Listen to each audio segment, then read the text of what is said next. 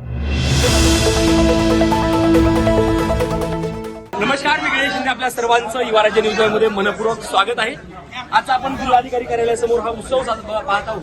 हा उत्सव भारतीय जनता पार्टीला जिल्हा परिषदेमध्ये मिळालेल्या यशाचा आज उत्सव आहे. त्यासोबतच गटनेता भारतीय जनता पार्टीच्या जिल्हा परिषद गटनेतापदी सर्व नेत्याच्या सहमतीने दिलीपरावजी देशमुख झरी जिल्हा परिषद सर्कलचे नवनिर्वाचित उमेदवार सदस्य यांची आज निवड करण्यात आलेली आहे.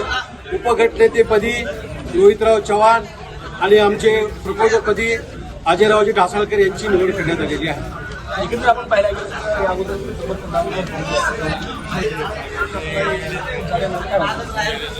परभणी जिल्ह्यातील मायबाप जनतेने भारतीय जनता पार्टीला कौल दिलेला आहे.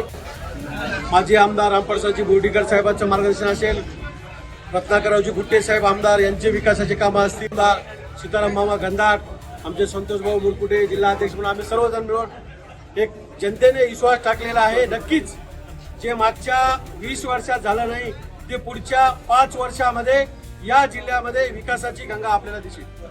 त्यासोबत अध्यक्षपदाची निवड बाकी राहिली आहे. काय वाटतं? अध्यक्ष हा भारतीय जनता पार्टीचाच राहील, काळजी करू नका. युती होईल का महायुती होईल वरिष्ठ नेते ठरतील. ओके. भावना काय?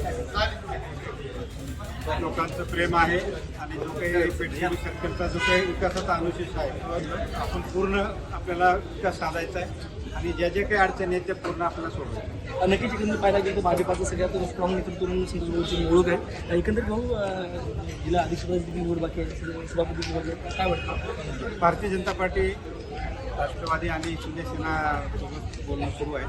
वरिष्ठ पातळीवर जे काही निर्णय होतील ते 4-5 दिवसामध्ये होतील. त्याप्रमाणे जिल्हा परिषदेमध्ये सत्ता अशी देखील चर्चा आहे की ताई सुजाताईंना चांगलं पद मिळेल. कोणत्या पदाचं कोणत्या पदाचं काम करायचं? पक्षाची जी जबाबदारी दिली ती आम्ही स्वीकारणार आहोत. फक्त आमच्या डोळ्यासमोर एकच आहे की जनतेचा, नागरिकांचा विकास करणं एवढंच एकच ध्येय आहे.